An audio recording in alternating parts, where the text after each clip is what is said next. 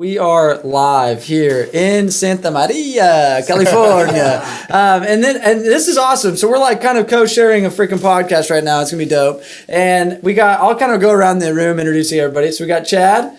What was your last name? It was like Yesilova. Yeah. It is a mouthful. Yeah, I was like, we don't even know where we're going. This Chad Yesilova. And we've got Carlos Villanueva. Yeah, it's another mouthful. Villanueva. In Argentina, you would say Villanueva. And then you got Roberto Castaneda.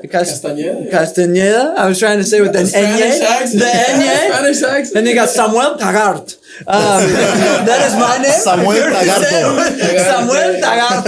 If you were to say it in a Spanish accent, you know what I mean? We're here and we'll call this whatever podcast. We got Sales Talk with Solar Pros here from Australia. They literally flew in just for this podcast. So this is a big deal. This is a big deal. Like all the way. Fly out tonight. Straight out of Santa Maria to Australia tonight. And then we got Roberto, who's the owner of Planet Oath. And these guys are running, 6-8 months now? And 6-8 months, yeah. Killing it. Already has a Rolls Royce. I mean, that's like kind of the staple. If you're selling solar and you don't have a Rolls Royce, something's wrong with you. We've got problems. You're knocking 2 hours a day. We're gonna be jamming on this podcast. It's just about solar, just about life, about business, kind of the ups and downs. And I'll just pose questions and we'll jam on it. Yeah, we didn't have much like topic on this. So if you're watching this though on Facebook Live. First off, you better be in the DD tribe and you're selling solar, be in the Sales Talk with the Solar Pros, because there's a lot of good stuff. 10,000, 13,000 members. I mean, that's 23,000 people that are just antsy to share, antsy to ask questions, antsy to, give feedback and things like that. So I'm excited to kind of pick everybody's brain and just jam. So yeah. And we're excited as well, man. We're excited to be here. And it's super exciting, man, because the US is only at like 1 or 1.5% solar penetration. And we're just getting started with only 23,000 combined. I reckon within the next 6 months, we can hit easily 50,000. It's going to be crazy. Yeah. Yes. Help as many people as possible. Wait, so let me let's back up for a second. Because Australia, everybody's like, whoa, there's like a country, a continent, and a city all in the same thing, right? Like, I'm just kidding. It's like this whole landmass and like nobody in like 95% of it. So just kidding. No. Well, it is true. It is true. And funny enough. We got some crocodiles and some kangaroos, right? No, I just love Crocodile Dundee. That's all I'm saying. So what was the word you said before? Crocky, mate. Crocky. So let me ask you this. What is solar like in Australia? Like why? Yeah, man, it's a super interesting question because, we feel like we're traveling from the future, and I'll paint a picture of what Australia is like at the moment. So in 10 years time from today, if we were to sit down and say, hey, there are 6.6 kilowatt systems out there being sold for $500 to $1,000, what would you say? What would you say? That's very interesting. No way. No, I wouldn't. That's Australia, man. So solar has been around for so long. There is so much competition. Our ability to bring products over from China is, it's so easy as well. So it's just really pushed down the price. Price per watt is, super low. So for homeowners, it's good because, they can access solar quite cheap. But it also has a dark side as well, because, the one who suffers is the customer because there's no customer service. People are just being squeezed down to the last dollar. So we'll see that in 10 years here, potentially. As everybody's like, well, I don't need to make $5,000. I'll make $4,000. Yeah. I'll make $3,000. Okay, I'll do it for $500. Like, please, just, here, give me that shirt and the extra dog food you got over there, and I'll take your solar. Yeah, exactly. As more competition starts to come in, as more players start to come into the market, it's going to start driving the price down. So as you were saying earlier, this is an industry where you really got to get in and take advantage of the industry now before it begins to start to consolidate itself. Yeah, so we're super lucky to be here. Super lucky. How long you guys have been in it? Like, when did you guys get started? I got it started maybe about 3 years ago now. Yeah. So Carlos has been in the industry a lot longer. I was actually in a different industry, in international education, living in Colombia, when I posted in Sales Talk with Sales Pros. Yeah. And that's when it got Carlos's attention as well. But we actually knew each other from the international education industry as well. So, he's always been hardcore in sales. I've always been hardcore in sales. So, we were always posting, commenting on one another's posts as well. And I guess, when that post was up, it's like, okay, cool, let's pounce. This is a great opportunity, a hot lead to do something together. That's awesome. So we flew all the way from Colombia to Australia. Second day, actually, first day you came in, we were already selling. Like the country, Colombia. Yeah. Colombia. Okay. He was living in Colombia at the time. That's so crazy. We got like a whole world right now. Like, this is dope. I am Australian, by the way. Yeah, I was like, you got the Australian accent. Were you selling drugs in Colombia? Is that what you were doing? No, it's selling education, man. And then how'd you get in it? How long you been in it? I've been in it for 2 years. Okay. That's it. I used to knock doors working for Spectrum. Yeah, and I did fairly well there, really well. But then, I kind of like stepped away and said, I want to run my own business. And I purchased a Liberty Tax franchise and went into taxes. Did really well there too. Actually, I was the #1 franchisee in the whole area. And then after that, I realized that I didn't want to be in an office. I was just stuck. I was only working for about a month and a half and generating about $213,000 in 4 months. And then taking home like 100. And then after that, I just met a guy that sold me, gave me the opportunity. We went in it as partners. We built something great, massive, about 100 reps. And then it was on a handshake. And I just decided to go off and do my own thing. And a lot of my guys followed me just because I've had like a really good relationship with them. Transparent, paid really well, right? And I just said, hey, follow me if you want. If you want to stay, stay. And then here we are right now driving a Rolls Royce. That's awesome. Boom. That's awesome. So, guys, it sounds like everybody's had their own like ups and downs in the entrepreneurial world, and even with like COVID, with you guys locked you guys out. Basically, it's like, hey, we can't even like go door to door. We can't even go into homes and sell them. You've had business partnerships that have gone south where it's like handshake, oh crap, dang it, and I'm sure that wasn't a pretty like yay, like we love each other. You know what I mean? Like, and it's hard. Like, and I guess I'd ask you like, what are some advice you'd give kind of that young new entrepreneur going through their ups and downs? Like, what are some of the struggles that you've gone through, and how have you kind of overcame those? So a lot of the door game has to do a lot with your mental state, right? He said you're close to the mic. So a lot of your mental state. One of the biggest things is just, for me personally, is getting out of the home, right? And when I started realizing and being self-aware that I wasn't doing what I was supposed to do on a day-to-day basis, it completely changed everything. And I'm talking about even when I started my team, right? I had to lead from the forefront, and I had to go out there and let the guys know that the opportunity was real, that the money was real, it was tangible. You could touch it, you could smell it. Right? You can ride in it, right? And once I realized that was possible, then I started, basically integrating, and I remained a student for this whole time that I've been in the industry. So I reached out to you. I reached out to Albert. I paid $5,000 to Albert. I paid $15,000 a year. I had to come over here and teach us. But dude, I've already gotten, my ROI is probably going to be in about 20 days. Yeah. And that's by 100%. By 100%, right? Yeah, I'll make it faster than that. And I think that's what makes me a little bit different, bro. Like, even though I'm not as fluid as everybody, even though I'm not as great at doing this, dude, I'm gonna make it. No matter what. Nobody's gonna stop me. So regardless of what's happening, it's not that you're not gonna make it. You just probably need the right resources. And that's what I would tell somebody. If you're, especially in the door-to-door game, don't give up, right? Go super hard and then start getting mentorship like with guys like Sam. These guys are, when I talk to them, I was like, holy shit, I don't really have to say anything to these guys, right? Because they're where they need to be.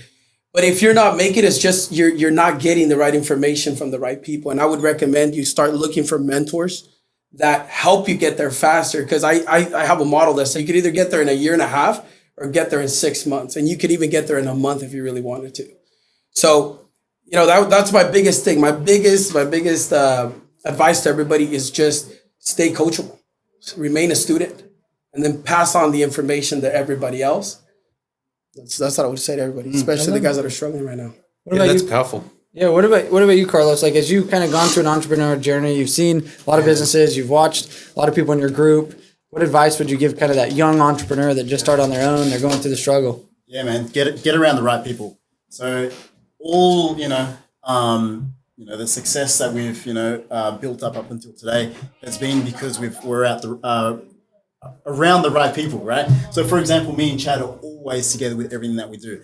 As soon as we're coming here to the US, I started reaching out, but, I watched very carefully on the response times, watched very carefully on, how friendly people were and how much, love there was for the relationship. That's why I came to, work with Roberto, because I felt that, that connection. And it's all about getting around the right people. As a brand new rep, if you're planning to get into solar or, any other business, look for the ones who are crushing it, but the ones who also are willing to give out information, who are willing to coach you, who are willing to train you, take you under their wing, but then you've got to put in the work as well. So that's what I would say, man. Just get around the right people. Yeah, and this room right now is like getting around the right people. This doesn't happen by accident, by the way. I was shocked coming in. Yeah. I was like, all right. I said when I met you guys. He made this happen. Roberto made this happen. What about you, Chad? Just in addition to being around the right people, I just want to add to that as well. I mean, go out and seek the people who are doing or who are in the position that you want to be in, and follow in their footsteps as well. So, I mean, we're in door-to-door, but, we're sitting here right now with you. We're going through the door-to-door playbook. You've got, the world-class practices. You don't have to spend time figuring it out. Someone else has already, done exactly what you want to be doing, and they can break it down. You need that proximity, do whatever it takes to actually gain that proximity, and then just basically replicate for yourself. It was so crazy. Like yesterday coming down here, we were at the airport. And we park our car in the economy lot. We get on the bus to get to the airport, and Mia sits back and she's like, "Crap, I forgot my phone." And we're like 30 minutes till takeoff, and we're just like, crap. So we get off the economy lot bus, and we're like, it's like a half-mile hike back to the thing. We're like, well, we can wait for a bus. And we're like, there's 30 minutes. We're like looking at the clock. We're like, there's no way we make this. Like it's like boarding in 10 minutes, and we're still in the economy lot. And so we're sitting there, head down, and I text my buddy because we're all coming to California, and I was like, hey, it's like, I call him up. I was like, hey, dude, are you flying down to Cali? He's like, yeah, we leave in an hour. Can you get to the Provo airport? And I was like, the private jet? Yeah. So I was like, proximity, right? So I'm like, talk about like be around proximity. Yeah. Like I don't have no private jet, but like I called my buddy. I was like, hey, dude. He's like, yeah, be there in an hour. I was like, we got to get to the car. Let's go. Man. So we fly down to a different airport, and we're there, and just even the conversation, sitting in a private jet, hanging out with somebody that has hundreds of millions of dollars, and you're just like, holy crap, we're in a different league here. Yeah. And we walk out of that jet and we're like, we could do this. And I asked him, I was like, what's it take to get a jet? And he's like, okay, it's 100% depreciation tax right off year one. He breaks it down, all the costs. And I was like, that's not that much farther than we think it would be. Like in my head, I'm like, private jet status. And I was like, wait a minute, that's like next like step. Like that's not that far. Like just seeing in the simple steps. I talked about a commercial deal I'm working on, and he had built a commercial facility similar to the one that I have. And I go, so what did it take? Like who'd you use the designers? Like here's the contractor, here's the thing. You just get a lot of land, and it's like just like building a house. And I was like, success leaves clues. It has footprints. You go hang out with the people that are doing stuff that's cooler than you and bigger and badder ass than you. And you're like, damn, it's not that hard. Like life doesn't need to be that hard. And when you get in proximity like that, you're just like, oh, I could do that. Yeah. I'm like that. Yeah. So a huge point of that. And that's not an accident, you getting onto that, private jet. That's a culmination of that decision that you first made of, I'm going to start building this podcast. I'm going to start building relationships. That is like, an outcome of, the last, 5-10 years of you building those particular relationships. And having the respect where he's not just like, who's this cat to be like, I'm going to let this like, like we did have some relationship equity there, and it was funny. So here's the tip though. And this is coming from him. So we get off the plane at Millionaire over in Burbank.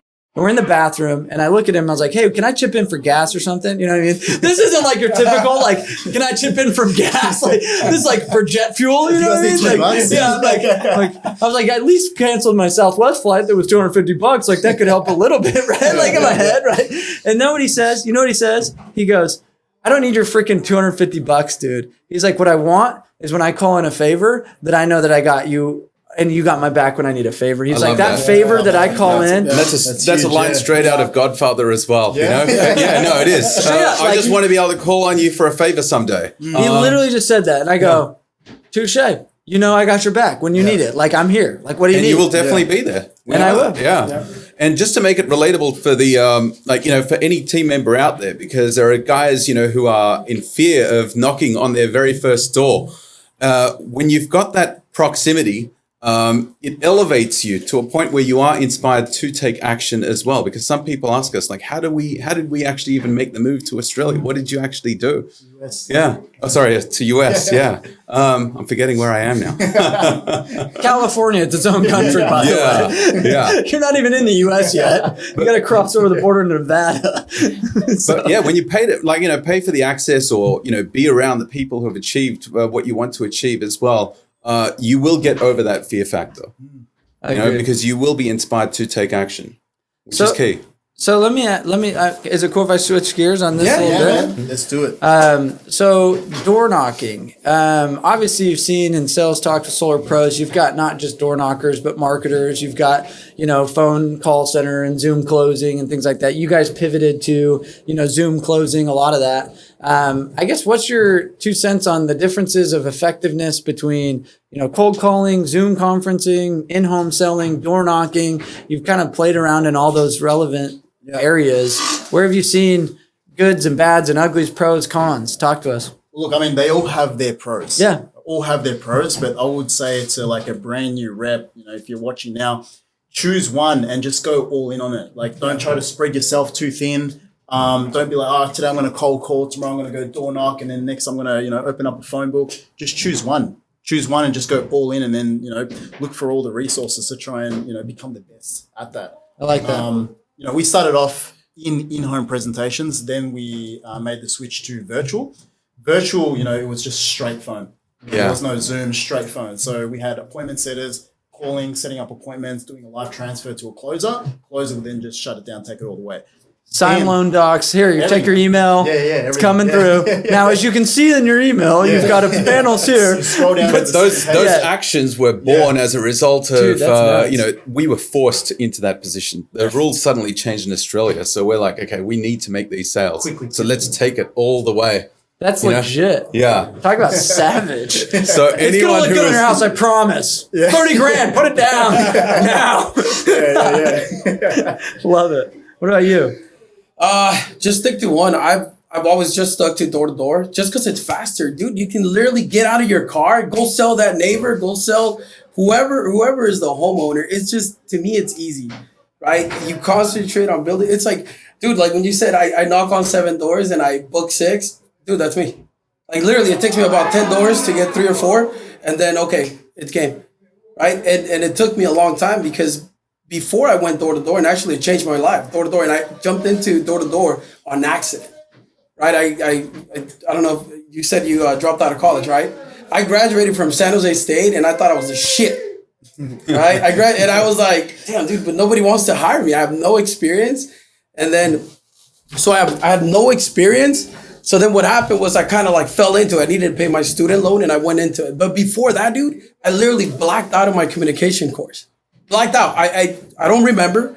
And I just went and sat down. It was the most embarrassing thing, as I always tell people, that I didn't fail that class, but I didn't pass it. I dropped it.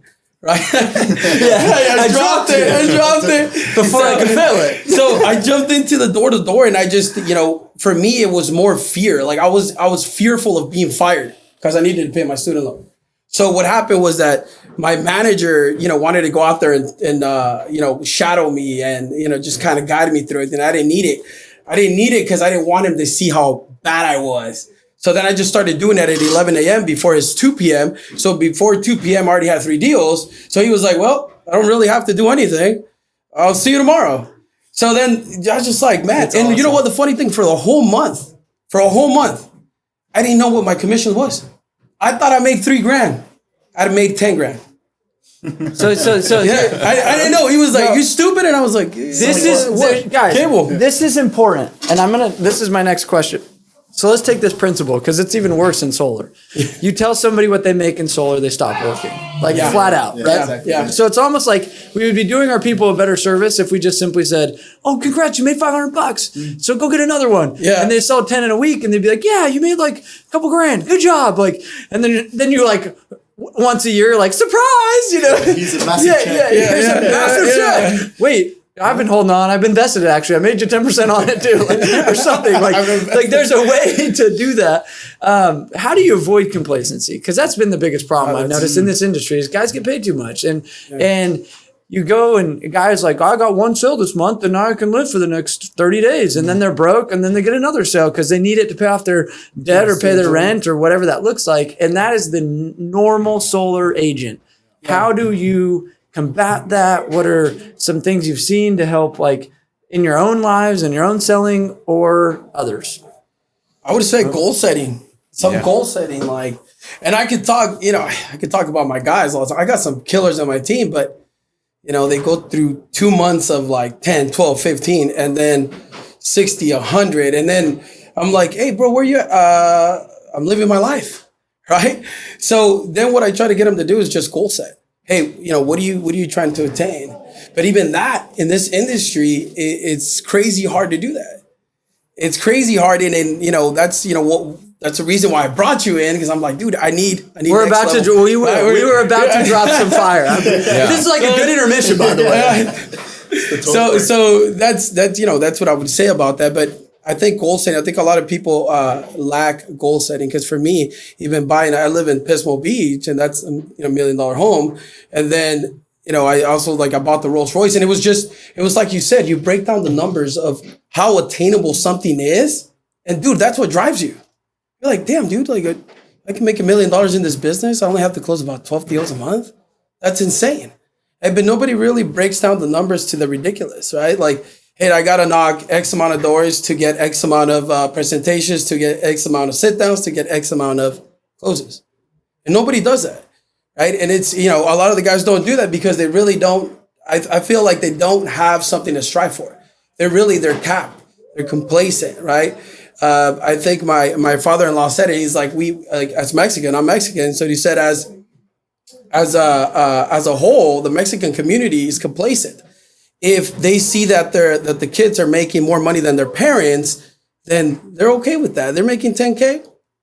You go home, right? They go home, and that's to elaborate on that. I mean, there's complacency in many different nationalities. I mean, I was in South America as well, in Colombia, and it could have been said there. But living in Australia as well, it's said there. And so, just to elaborate on that, I mean, something that I've we've implemented in our company as well is just breaking people down into 4 categories, because there are people who only want to remain in the role, but they do want to be able to set goals for themselves as well. And more often than not, it's, what money is one aspect. It could be spirituality, relationships that they have with family, friends, their community as well.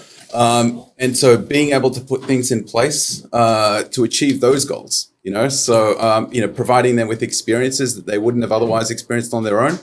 But then just above that, I mean, some people also strive to be leaders. I look for signs, when people ask questions, it's like, hey, can I get a raise? It's like, of course you can. I know that that's a sign of I want more responsibility. So that's when, that goal setting conversation is had with those people. They need to, reach up and take on new responsibilities. Above team leader for us, it's, a strategist. So that's when it could be the head of a department and, so it's probably managing multiple sales managers as well. And then above that for us, I mean, we haven't reached that level yet with someone else, but, someone will say, I want to be able to run my own business. Yeah. Great. There's an opportunity right now for you to build relationship with us, build a track record. We'll understand how you work. You'll understand how we work. And if we're building a great platform, let's invest. Yeah. Let's do something together. I love that. Yeah. And I think that too often, sometimes we get threatened. I watch the leader get threatened when other leaders are trying to come up along the ranks. And it's almost like, no, but crap, I'm now insecure because now what if he's just as good as me or better? And a lot of times we actually start pushing people, suppressing the growth. And when we're asking for growth, I want to scale and grow, but I don't want any of my people to grow. And it's like, we're now in this stupid conundrum. And there's a term in Australia they use it's called the poppy syndrome. Tall poppy syndrome, yeah. So in America, none of us know what the freak poppy syndrome is. So help shine some light on the freak poppy syndrome is. Look, I'll give you a classic example. I mean, you've got characters like Floyd Mayweather here, who, talk a big game. And, I mean, of course, he's still got some haters here, okay, but he's also got some massive fans as well, which is why he's doing incredibly well. I mean, in Australia, we've got, he's a sports star, Anthony Mundine. He tried to climb the ranks in boxing as well. Obviously didn't get to the same level as Floyd Mayweather, but every time he was saying something equivalent to what Floyd Mayweather would say, boom, gets shot down by the media. right? And other people as so well. the media would be like, you idiot. Like, it would be a make combination of media, family, friends. It could be everyone, really. They're like, why are you trying to be so great? Like, why do you got to go above and beyond? Like, why do you got to be? That's the Poppy syndrome. There's this culture, to build people up when they're the underdog, right? So there's, if you're the underdog, let's build them up, and then when they get to a certain position where they're starting to rise above the rest, it's like, whoa, you're just going too fast. You're moving, too hard. So keep going. Yeah, we saw it at the gym. So we were at the gym the other day, and we were looking around. And then there was, guys popping and locking, to music, all that sort of stuff, right? I love that, in US people can express themselves like that, I was dancing at a gas station this morning, and then the attendant was like, wow, killing it. We'll never see that happen, man. Like, we'll go to a gym, everyone's, just listening to the music in their own space, they're looking at each other like, who's going to do this, who's going to do that, who's got bigger muscles, whatever. But here in America, you can just express yourself, man. Like, everyone... it's just a free place to do it. Another example is that, we've got the Australian Financial Review, which is, probably the equivalent to Forbes. And it was talking about how a particular business person was making so much money. Yeah. And then you look at the comments, the reactions, and there's so much hate, right? Why is this person, making that amount of money, right? Whereas, I feel in United States, of course, you're still going to have some haters, but you've got more people who are, putting that person on a pedestal, basically saying, hey, pushing them higher as well. Like, keep going. Yeah. Keep let's going. Let's get it. Yeah. Here's a question. So when you buy your Rolls Royce, like, I honestly would feel guilty if I bought a Rolls Royce. Like, I'm like, oh man, like, people now know how much money I make. And I honestly, like, that would be my biggest thing. Could I afford a Rolls Royce right now? Heck yes, I could. But there's an element of me and an insecurity that I have that I would be afraid to do, just from the simple principle of, like, what is everybody going to say about me now driving a Rolls Royce? Did you get that feeling, or did you have people throw 100%, dude. No, I'm sure I did. And it's tough to see it. I hope none of my guys that work with me, because I pour my heart and soul onto them. Like, look, dude, like, sometimes I close their deals. I don't ask anything for it. I'm just like, no, it's all you, bro. Just, stay consistent, do me a favor and be out there at this time to this time. So, even though I bought the Rolls, that did go through my mind, right? And it's like, should I show people? Sure, I'm not. But, we're in America, bro. Like, if I have a Rolls Royce, you can get it. You can get it. Yeah. Like, she can get it. She can get it. There's no reason why I should feel like that, right? Like, there's no way. And so, like, that's one of those... like, marketing, Albert talked about this. He's like, fuck it. Excuse me. I don't know if your podcast. He's like, fuck everybody, dude. It's like, do what makes you happy. Do what drives you to be more, right? And he said, dude, I faked it until I made it. He said, literally what he told me. I faked it until I made it. I bought a Ferrari. I probably had like 50 grand in my bank account. And I just said, I'm fucking King Kong. I'm here, right? And then he started attracting all these people. When all the people came, then I started investing back into them, to systems, trainings, how to make it better, right? Structuring businesses within his business. So, I took the same concept that he has. And I'm like, dude, like, why should I feel that way if I earned it? All my guys know, and 90% of my guys know that every day I was out there. I drove all of fucking California to make about 140 grand, like, in a week, right? And I drove 4 hours as the fucking leader and owner of the company to show the guys and drive momentum. Because we were at a point where we left a company that we created great culture, great systems, but we weren't getting what we needed to grow and be better. Yeah. And you could, I had to take all my guys from there and bring them to another company, and then just create culture over here, right? And then start recruiting, doing all those things. So, dude, like, I get what you're feeling, but I don't feel guilty at all, dude, because I feel like everybody can create their own destiny here, man. It's fucking America, dude. I sold fucking cable and I made like 150 grand a year. Dude. What the, you know what I mean? No, I bought a Liberty Tax franchise. I didn't know shit about taxes, and guess what? 5 stars. 5 stars in my fucking store. Didn't know shit about taxes, but everybody wanted to do their taxes with me. You know what I mean? I love this, and I needed this. Like, can I get an amen? Like, this, like, and I just want to say, like, that's what I mean by proximity as well. Like, I mean, in Australia, we mentioned, who would get the roles, right? Yeah. It's the grey hair guy, right? Yeah. But here, it's like, hey, 7 years old. Beto's like, boom, let's roll. No, but it's interesting. I needed to hear that. Like, go ahead. No, you go, man. Well, I was just gonna say, I'll be real. Like, I think I was raised in almost like its own little bubble of like, there's fear around this. If you're flashy, if you're this, like, I was the number one rep at Vivint, and I drove a Kia Optima, and I was like, ew, you guys drive your cool Beamers and your big lifted trucks, and I'm like, I know I make way more than you, and I was like, I was like the anti-flash guy, and I think I still have a little bit of that. Like, I literally posted on Instagram 2 days ago, like, I bought a house 5 years ago, and nobody knew about that. I never like sit there and I'm like, why would I show people? I have like apartment complexes and houseboats and like cool shit. Like, and I never talk about that because I'm always like, well, I don't want people to be like, oh, look at him. And I'm like, shit, I think I've been doing this wrong. Like, I think I have been disempowering people. And like, that was like the whole. Thank you. That's all I'm saying. Like, thank you. And I think a new Sam's not to birth. So I'm not gonna go 8-ball, but I really do appreciate how your perceptive to that is. Because I've had a different perception, and it's probably limited me quite a bit. So I appreciate that. Faster growth too. Yeah, man. And I'll say, like, this is one of those times in history where it's a gold rush. You have to take advantage of it. There's a deadline. This is not going to be around forever. Right. This solar industry is not going to be as good in the next, 5 or 10 years here in America. So I think it could be shorter than that. It could be, man. Yeah. It could be the next 3 years. Yeah. So, we've got people coming from all over the world, people here in America right now where, if you get into an industry like solar, without knowing sales, without knowing all the technical stuff, you can create like this gigantic shift in your, what do you call it? Like your family tree, prosperity, which is crazy. And that's what, drives the decision, to come here to the US, to make bold moves, hook up with guys like my man here, Roberto, Yeah. Love it. Yeah. The people that are already taking bold moves, backing himself as well. It's great.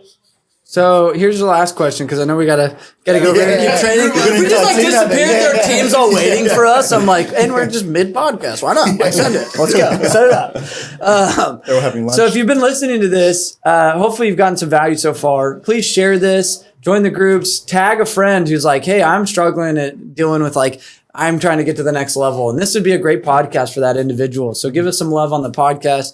But last question, we'll go rapid fire and just kind of wrap up. Starting over here with Chad. If you could give like one piece of advice to, let's say, the whole solar industry, whether that's a rep, a leader, an owner, what would be that one piece of advice? And then you guys be thinking of that as we go in a circle. Look, I'm going to say integrity. I mean, I was moved by your mission as well, and bringing integrity into the industry. And Australia, fast forward 10 years. That's what Australia, that's what you will experience in the United States, right? And it can be riddled with so many crooks, whether it's install teams, salespeople, who are using bad practices to get people over the line, but then at the same time, customers just feeling screwed. Everyone's just losing altogether, right? Which is really, really bad. And so, my advice would be, make sure you maintain integrity at all times. Be around those people who do practice that at all times as well. So, play the long game. And your reputation is incredibly important. Guard it with your life, and be in the right environment that enables that as much as possible. Because if you are playing the long game, you won't lose. You'll always be working on your work, and inevitably you'll just become successful. Love that. Yeah. Boom. What about you? So what I would say is, and the word that I was looking at before was generational wealth, right? Don't do this just to knock on a door. Like, don't do this just to get out of your car, knock your first door, make, a couple of $1,000s and, get out of the industry. Do it because, there's just so much crap happening in the world right now. Do it to show positivity. Do it to help your customers. Do it for integrity because, you sell a customer today, build a relationship, become family with that customer because they're going to help you achieve those bigger goals that you have in life. And then by you achieving that stuff, you're just going to help the people around you as well. They're going to see, wow, this guy's got or this guy or girl's got a track to success. And it just becomes possible for others to achieve as well. Love that. Yeah. So I would say, guys, I know that I'm kind of new to the solar industry, 2 years, but go fast, super fast. Stop knocking 4 hours a day. Just do it. Do 8, 10, 12 hours a day. Build like generational wealth. Dude, Sam Taggart has fucking buildings we don't even know about. He had a basketball fucking court that we don't even know. This dude's been knocking doors all his fucking life, dude. Bro, I drive a Rolls Royce. I live in a fucking $1 million home. And it took me 6 months to get this shit. Did I fight with my wife a little bit because I showed up late? Yeah, I fucking did. But does she love living in a $1 million home? Yeah, she does. Driving a Rolls Royce? Driving her Escalade? Yes, she does. Dude, stop going the speed you're going. Don't take it for granted. Go 0 to 100, 0 to 1,000 real fucking quick, because this is gonna pass you by, and you're gonna be the guy that says, yeah, I remember that month that I did 50 grand. And then everybody else around you is gonna say, oh yeah, dude, I still got like 50 properties. I love that. Take it quick, no, man. and I would give, like, guys, when I first got in this industry, like, this is what's buck wild, is it's, in my opinion, easier today than it was back in 2015. And I was making, maybe $1,000 a deal back then. And the commissions have just doubled, tripled, you know what I mean? Like more than that. Like, and I look back and I'm like, damn, like, I wish I was doing the same hours and putting in the same hours, selling the same amount of deals I was back then, today, making 5 times, 3 times more, and being able to chalk that money away in smart places and build this generational wealth. Like, and I think that there isn't the urgency. So I love that you're like, hey, put some urgency, some deadlines, and saying like, it is today I need to be doing this instead of procrastinating the success. And that would be my, like, to just add to that. So, well, I appreciate you guys listening and you guys being on this show of us all being on this collective show, whatever we're going to call it. And if you guys got some value, like I said, share this, give it some love, and we'll see you guys on the next episodes, whatever that episode is. Yeah. So, I love it. Big things coming. Big things coming. Yeah, we've got some stuff cooking in the collabs. Like I was like, wait, this is godsend, because I was going to reach out anyway. So we're going to make something. We're going to make some cool stuff happen. So stay tuned. Stay tuned. See you guys. Stay tuned. See you guys later. Let's roll. All right, we're good. Yeah, that's good. Wow. You guys are fire.